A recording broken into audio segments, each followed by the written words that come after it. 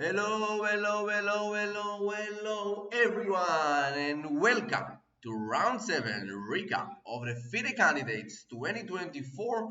We are only one round until we get the half of the tournament. We have 14 rounds, so this is round 7, and it will be very exciting and interesting to see how these players are playing the seventh round of this candidates tournament. You must understand the winner of this tournament will play the match against Grandmaster Ding Liran for the World Championship match. It's unbelievable. The world title. Who will be the world champion? You know, in this in football, for example, only Lionel Messi. Here in this channel, we will talk only on Lionel Messi. He's the best player in the world. So yeah, let's see who will be the next challenger of this candidates tournament. So before it, I would like to explain the photo, the background that you can see in this photo. So you can see a boy that is learning, like he's in class. So this is something interesting to know about me. I'm a student. I'm learning my last year of economics and information system degree. So this is real cute, like that you will know me a little bit better. So the last video was like about the market, the capital, like stocks and everything that I'm doing. So this for the students, all of you can tell me in the comments who are from you guys are learning and the what, and feel free to comment and tell me. Just one reminder before we are starting this round between Ireza Firouza and Gukesh. I want recommend you also to see my YouTube channel, subscribe and like the videos. It really helped me. So please do it, and yeah, it will really important for me for my next chapter. It's really improved me. So let's start with the first game of this round. Ali Reza Firouza against Gukesh with white pieces. Alireza is playing d4, knight f6, bishop f4. It's really strange to see Alireza is playing bishop f4, d5, e3, c5. I think Firouza wanted just, like go out from theory and play such a game that will not have the possibility for Gukesh to be ready for or prepared. So he played the move knight f3, e6 was played, knight bd2, queen b6, threatening this pawn on b2. As you can see, Firouza is playing very fast, rook b1, c takes d4, e takes d4, bishop d7, wants to play bishop b5 and exchange these bishops, c3, bishop b5. If black is playing, for example, bishop e7, it will not be good because of a4 and not bringing the opportunity to play bishop b5. And also one interesting line here to play bishop d3, for example, bishop e7, bishop d3, bishop b5, and now maybe bishop c2, or maybe also knight e5 problem, like it's possible for white. But he's playing the move, the strongest move in this position, bishop b5, wants to replace this bishop from f1. So h4 was played by Firouza. I think also is something from the preparation. Knight bd7, already thought like 11 minutes. And Gukesh on this move. Rook h3. Wow. Half an hour was spent on this move, Rook h3. Like it's unbelievable to see such a move by Areza Firouza. It's so not natural to play h4, Rook h3. I can tell you that in my childhood I learned to play chess something like around 4 years, and my first game that I played against me, I put like I put the table, I put the board, I put pieces, and I played one move by white and one move by black. and I played against myself. So I didn't know how to castle. So my idea to castle is to play h4, rook h3, and rook e3 or rook d3, and this was my castling. Okay, so I just wanted to bring the rook into the game. So this was my style in 4 years old. So yeah, Firouza is playing like this: h4, rook h3, unbelievable move by this fantastic player. Yeah, so rook bishop e7 was played after rook h3, h5 wanted to put h6 on the table, on the board, and h6 is never not easy to handle by black, because this pawn in the end of the game it will promote somehow, and so it's not an easy choice to bring the opportunity to play h6. So black played h6, prophylactic move, of course. a4, take, king takes, of course, castle, king g1, very logical. Just bring the king to g1. This is the castle that he made.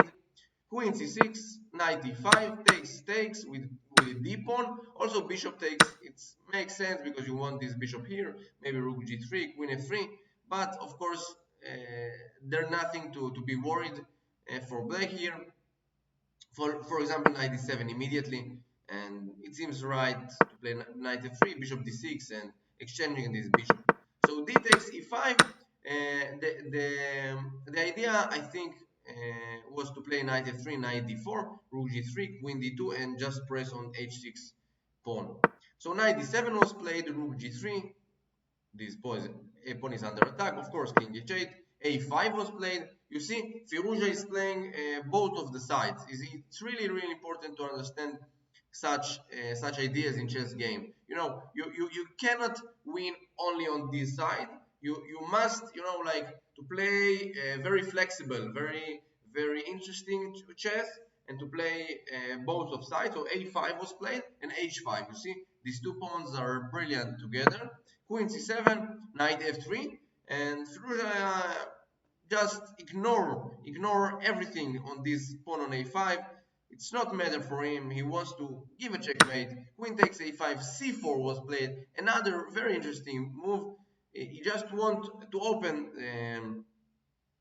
the center, and if he could open the center, the rook from b1 will come, the queen will come to the attack. So c4, very interesting move. Rook g8 was played, and rook a1, queen b4, and b3. I think Firouza wanted to play rook a4, and somehow c takes d4, d5, and rook a g4 in some lines. Knight c5 was played, knight d4, knight e4, very strong by Gukesh. Rook a3, queen c5. I think all of this is very logical. Rook c1 and rook gd8. So in this position, black is just one pawn up. It seems like he's very strong, in a very strong position. Though he should have not think about something, you know, like to be afraid of, because the king on h8 is very, you know, like protected by the pawns, and also bishop f8 can be one move. So b4 was played by Firouza. You know, he sacrificed one pawn, he sacrificed another pawn. Brilliant choice by Firouza. Queen takes b4, c takes d5. Of course, this knight on e4 is under attack now. Knight takes f2 was played. For example, e takes d5 also makes sense, of course, but now rook b3, rook b7, knight f5. There is some initiative for white. I must tell you that I prefer white in this position, because the moves are more than logical for me. And you can see in this position you have 3 minutes for 13 moves. It's unbelievable to handle such a critical position. And black Gukesh is playing the move knight f2. I think this is a very strong move to take with the rook on d5. King takes rook d5, just attacking this knight on d4, rook e4, rook d8, bishop e3, and now bishop c5 was played. By Gukesh, you can imagine how much stressed the both of them were in this position. Queen b3 was played by Firouza. 40 seconds he played this move. Only 9 moves to play with below 2 minutes. It's unbelievable. Yeah, it's really difficult to handle such position with so much, like with so much pressure on the clock and everything. Yeah, queen takes b3, knight takes, bishop e3, rook takes e3, and in this position, in the time situation, I must tell you that okay, of course, white is better, and a knight against 3 pawns. But you know that in with white here the moves are more logical. Rook c7, rook f3, knight will come c5, e4, d6. It's more than fine to find some solution and brilliant ideas. So a5 was played, rook c7 wants to grab the f7 pawn, the b7 pawn. a4 was played by black, knight c5 is coming into the game, and now rook a8 was played, just wants to bring the rook to protect this a4 pawn and to move it away, like to promote the queen. Knight d7 was played, unbelievable move with 1 minute on the clock. It's crazy, just crazy to see such move.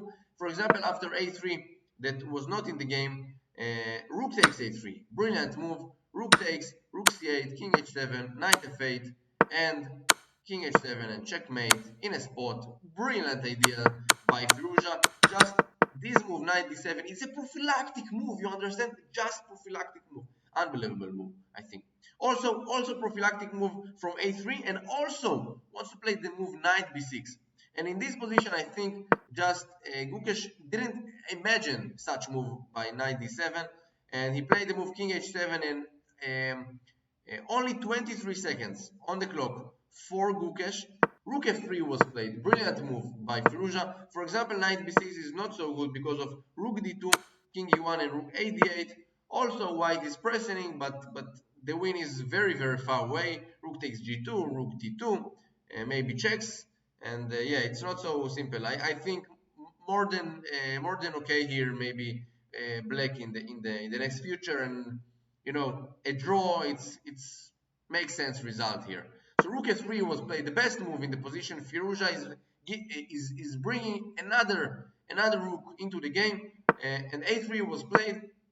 For example, rook takes d7 also is losing after rook d7, a3, also rook d1 just winning the game, but also this brilliant move, rook f7, a2, rook g7, king h8, rook h7, rook dg7, and rook h8, and taking the rook, taking the pawn on a2, and white is winning.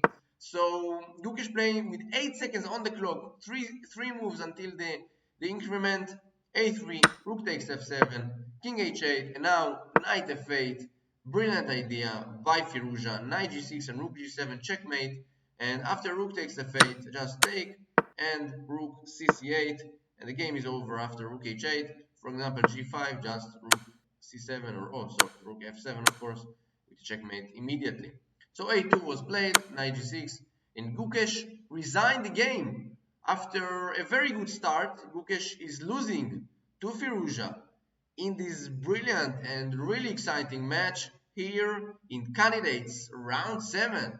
So let's move to the second game. In this round, we have with white pieces Hikaru Nakamura against Nepomniachtchi. Let's see, e4, e5, knight f3, knight f6, the Petrov variation, the Russian, d6, yes, and they're playing very fast, all very known here, c6, rook e1 was played. Another move is to play knight c3 here. We already saw some games, I think, takes, d takes c4, bishop takes, and bishop f5. If you remember, we saw the game between Praggnanandhaa against Nepomniachtchi also in this variation. So let's see, bishop f5 after rook e1.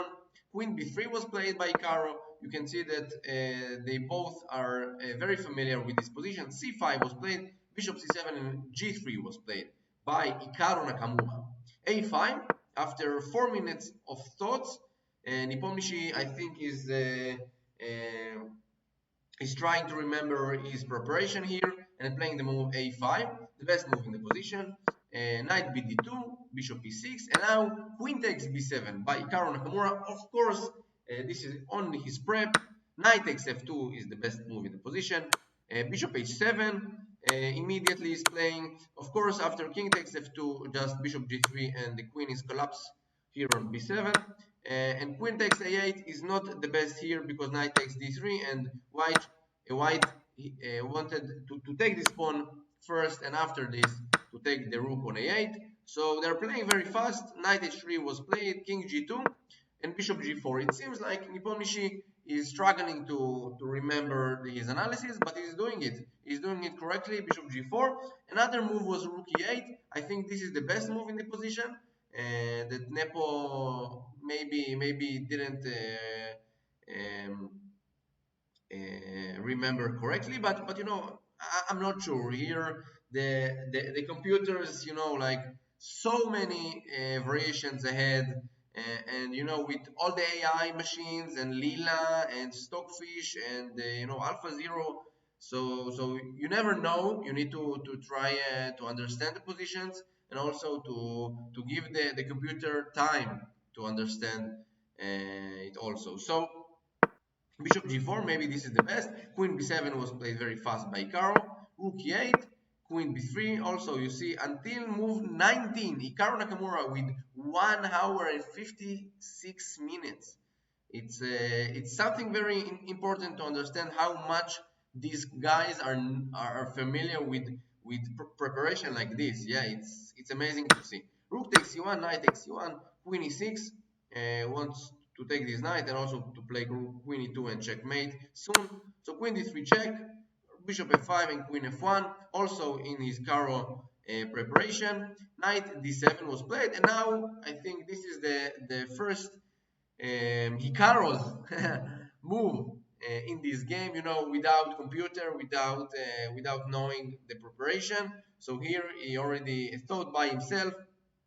I think brilliant and a very exciting moment here in this game. Hikaru achieved this interesting position with white pieces against Jan with a very strong preparation. I think it's really good to see Hikaru with this analysis. Yeah. So knight ef3 after 17 minutes of thoughts. Knight f6 was played. In this position, very interesting to understand what is the best here, but it seems very logical to play knight ef3, knight f6, and now we played very interesting move. Hikaru Nakamura playing the move knight g1, and he understands that this knight on h3 is very annoying for him, and he wants to have the possibility to exchange it, and also to bring the other knight here on f3, and it will allow him to bring the bishop on d2, on g5, and the rook into the game. So knight g1 was very brilliant move to play. King g8 by Jan Nepomniachtchi. Also, you see, only 40 minutes for Jan Nepomniachtchi. It's not something that we are, we are familiar in this candidates tournament. Jan is playing very fast with a lot of confidence, and in this position, Hikaru Nakamura win 1 hour above Jan Nepomniachtchi. So I think maybe Hikaru until now is the only player that achieved to surprise Jan Nepomniachtchi in the opening. So queen e2 was played by Hikaru, knight e4, and now knight. Now a4 was played. I thought in the game to play knight df3 because this was the idea to bring the bishop to e3, rook f1, and white is exchange up. So or rook e1, of course, also possibility. But Hikaru is playing the move knight df3. No, he played the move, sorry, a4. Maybe he thought like to bring the rook from a3 to f3 or to e3. Yeah, it also makes sense. Like if the queens will removed from the board, also such ideas like b4, a takes, and a5, and this pawn will run, right? So it's also interesting line to think about. But here, Jan Nepomniachtchi is finding a brilliant save by Black. He played the move bishop g3. After 12 minutes, he found this brilliant defense. H takes g3 and queen knight f4. Another sacrifice of the knight takes, and queen g6. And now, of course, king h1 is not good because of knight g3. King h2 and takes, and queen h5, and the knight is just lost. So of course, king h2 just queen g3, king h1, and knight f2. Takes, and white is just losing. King h2. Yeah, it's just this. Yeah, I don't find something else. And so we play the move king f1, knight g3, king e1 takes, bishop g4 with the threat of queen e6. Um, Rook a3, of course after queen e6, knight a3 will come into the game, knight e5, king f2, rook e3, bishop d2, and white is better because this pawn is weak and there are, like possibility of running these pawns. So, of course after rook a3, bishop e2, and queen g1, the only move here is to play knight b3 or rook c3, but this pawn on d4 was collapsing after rook c3, so we played the move knight b3, the natural move.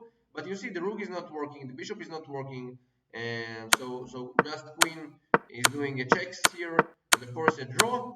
In the game, I thought maybe black can continue with something like f6, g5, but of course this pawn on a5 will be weak. I will play just bishop d2 and knight takes a5, and all my pieces will be defended and just move with the pawns. So Nepomniachtchi is doing a draw in this game against Hikaru Nakamura after very surprising preparation by Hikaru. Let's see the third game of this round. Fabiano Caruana against Praggnanandhaa. Let's see it. Okay, so e4 e6 by Prague, French opening, another surprise. d4 d5 e5, the advanced variation c5 c3 knight c6 knight f3 queen b6 and a3 was played by Fabiano. Another interesting line is to play knight a3, for example knight g7, knight c2, knight f5, or c takes d4, knight f5, bishop d3 here, or bishop e2. I played some games here with the white pieces. It's really interesting to think about this. I really recommend you it maybe with the white pieces. You can learn here a lot. So knight e3, it's really interesting. Of course, c takes d4, bishop d4, bishop d2, bishop a3. The only way for black is, like to take the pawn on d4 is this way. But queen a4 check, knight c6, and bishop d3. And these both of the bishops are very strong. Queen g4 will come, rook b1, castle, rook fc1. It's really bad. All the pieces, all the black pieces are not good at all. So it's good initiative for white. So a3 was played by Fabiano. He didn't play the knight a3 move. Bishop d7, b4, c takes d4, c takes, rook c8. It's logical, and a lot of games were played in this position. Bishop b2, knight g7, knight c3, knight a5. Of course, b takes a5, just queen takes b2, and black is just winning in a spot after rook a2, for example. Rook a2, yeah, rook a2, of course. This knight on c3 thinking. The knight is not here, of course, but if the knight was here, rook a2 just, catching the queen, because there is nothing to play with his queen, but this knight on c3 is under attack. So yeah, he played the move knight a4, queen c6. Now of course after b takes a5, queen a4, and black is more than fine here. Knight c6 will come, d4 pawn, a5 pawn, and this bishop on b2 is very weak. So we played the move knight c5, knight c4, bishop c3, b6, takes, but in this position I must tell that I was very calm for Prague, because I'm his fan, as you know, and I was calm for him. I understand that black is just fine. There is nothing to worry for Prague here. This knight is monster here. This bishop are very bad here, and g6, knight f5, bishop e7 or g7, and black is totally fine here. Bishop e3, g6 was played, queen e2, h5. Don't want let g4 after knight f5. For example, knight f5, I think g4, it must be the reason, and knight e7 coming back.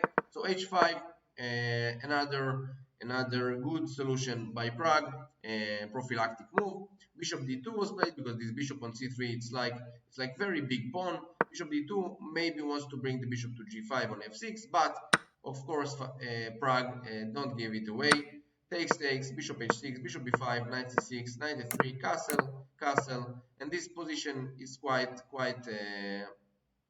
drawish. Bishop a6, rook c7, rook d1, knight b8, and a5, just exchanging the pieces. This bishop is quite strong.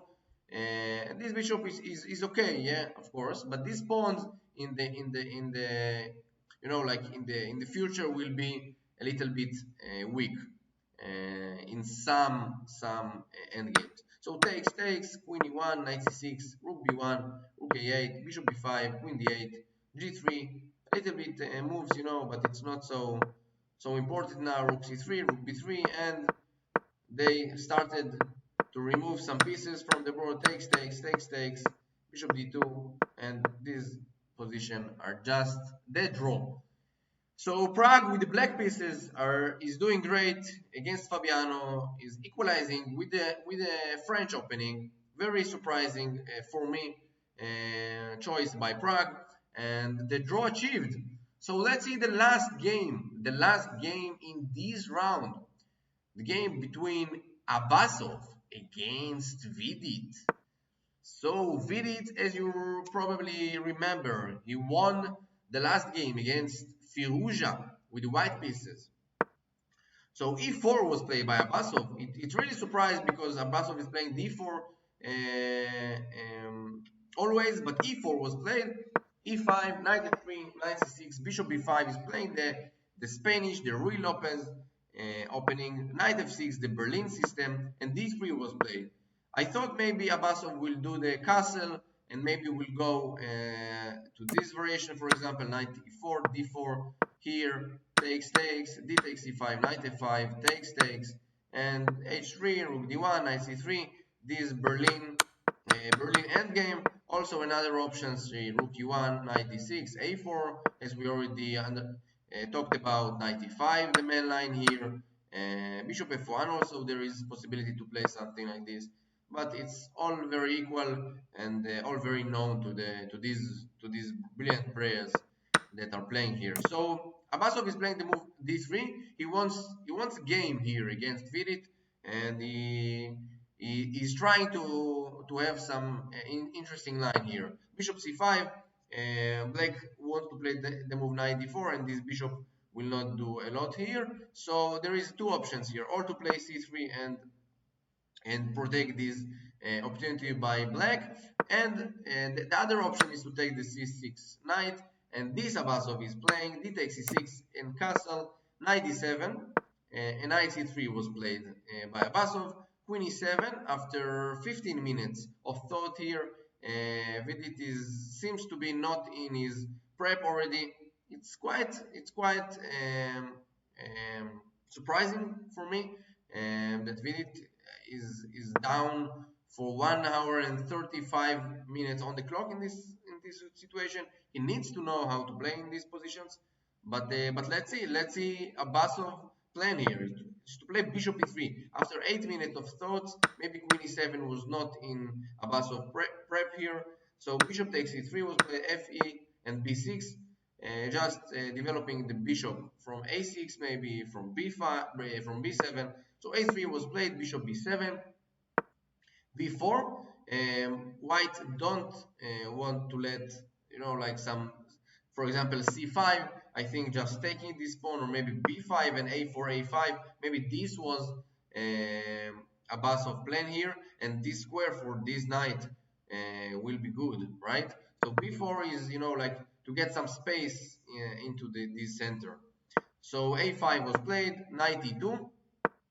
I thought like rook b1 seems to be fine here, but knight e2 is just giving up this pawn. For example, a takes b4, I think a takes b4, and now after rook takes, queen takes b4, rook takes, bishop takes, and queen a1 with the double attack here, and white is bringing the pawn back. So for example, queen a5 just takes, and rook a1, and the next move will be the pawn on a5. So queen and knight e2 was played by Abasov, bringing the knight here and here. As you know, in the Spanish, we would like to put our knight on f5, and it's really attacking the g7 pawn, the king on e8. So it makes logical. So castle, knight g3 and g6. just protecting this square for the knight. I really want you to think all of the games that we are seeing now in this candidates tournament.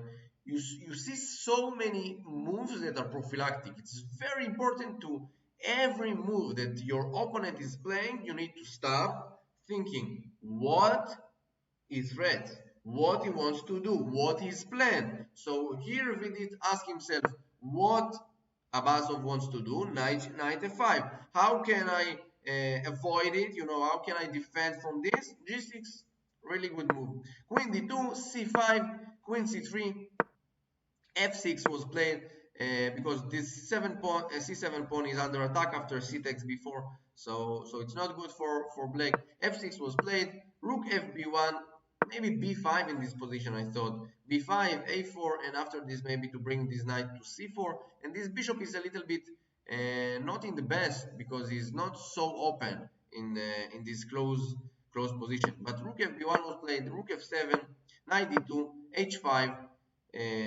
just wants to play h4 and f5. This is the idea of Vidit. Knight f3 is coming back and don't want to let h4 to play. Queen e6, h3, king g7, king h2. It seems like they're playing very fast moves to think something. And knight h4 was played. Of course, the threat is to play knight h f5, and after g takes, knight takes, and taking the queen. So king h7, queen e1 is bringing back the queen. He wants maybe to attack in this king side. So rook g7 was played, queen e2.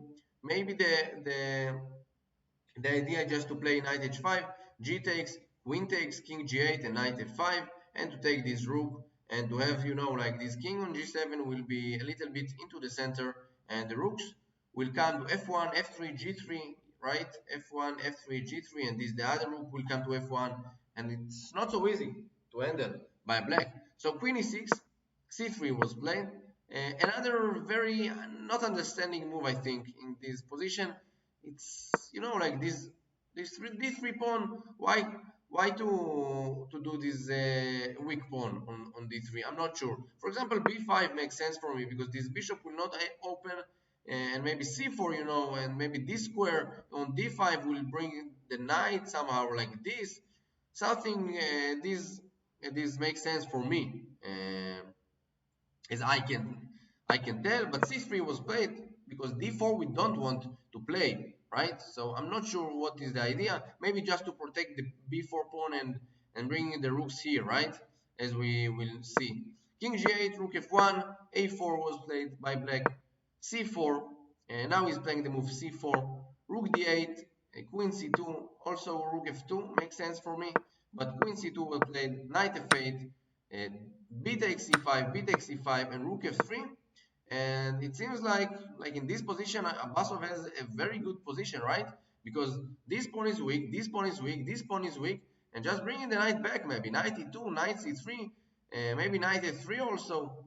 This pawn is on a4 is weak, and I'm not sure how black can handle the situation. So rook f3 was played. I'm not sure about the move because, okay, you will bring the rook here on f1, but knight h7 will cover it all. So rook f3, I'm not sure, and also you're blocking the way for this knight on h4. So rook f3, I think, was a mistake here by Abasov. Rook f1, rook a f1, of course, knight h7, knight e2. Now he's coming back, but now queen d6, and the pawn on d3 is a weak pawn. Knight c1 and just f5. The rook is not in the good square here. So rook e3 was really bad mistake, I think, by Abasov. Rook 3 f2, when we have two rooks in the same row, we are playing no row, sorry, file.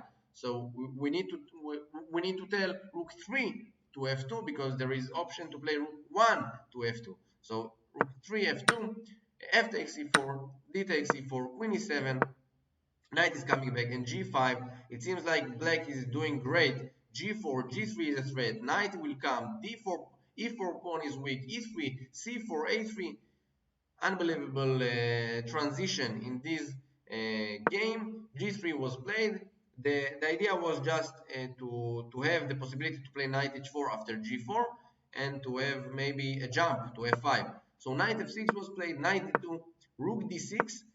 What about queen d6, for example? Queen d6, the next move will be maybe rook d7 or maybe rook f7, and I'm not sure that white has a lot of moves here. For example, knight a2, just queen d3, and all the pawns are weak. Queen takes, rook takes, of course, rook f6 will bring the rook to d2, and this pawn will fall soon. So yeah, queen d6 must be the move, but Vidit now in this position has only 10 minutes on the clock for 3 moves, so it's fine for him, and he's playing the move rook d6, just wants to defend the knight on f6, but you must remember you don't need only to defend the knight, you can also attack something else. So queen d6 also was one way to play. Rook d6, knight e2, bishop d7, and knight b1 was played because the pawn is not attacking anymore by the bishop.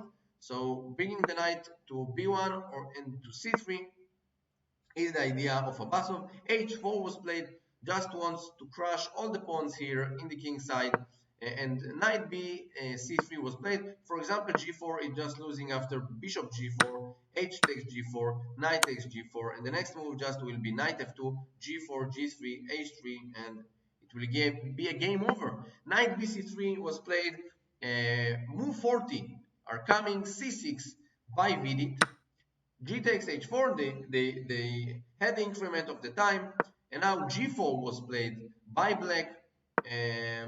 Like rook h7 maybe was the best solution for black. Wants to take the pawn, and h3 pawn is weak, and like maybe queen h7 will bring herself, and g4 and knight g4. Rook h7 was must be the move in this position, but g4 also makes sense because we want to grab this pawn from g3 and to give us the opportunity to jump with his knight to g4 and to make some threats here. So knight g3 takes on h3, and now I think this was the miss by Vidit. Rook takes f6, rook takes f6, rook takes, and knight h5, and black has nothing to bring in this position. Queen takes h4, just take, queen d2, bishop c8, queen e2, and there is nothing to worry about for white. Of course, the king is safe here on h2. The queen is covering all of this row, so the queen cannot bring herself to a good square. Bishop g4, queen d2, bishops come back, and they agree to draw. Of course, something like queen g4 just will, I think, will lose the game because queen takes, bishop takes, and knight takes a4. Don't forget that the black pawns are very weak, as whites also, but this pawn will run and very good opportunities, and it's really big risk for black to play. Of course, you don't want to lose the game with it. So we played these moves, bishop g4, bishop c8, and the draw agreed. Yes, this was the round 7 of the FIDE Candidates 2024. I really want to tell you, if you are here in these last minutes, just press the like button, subscribe my channel, and see you in the next video. Bye bye.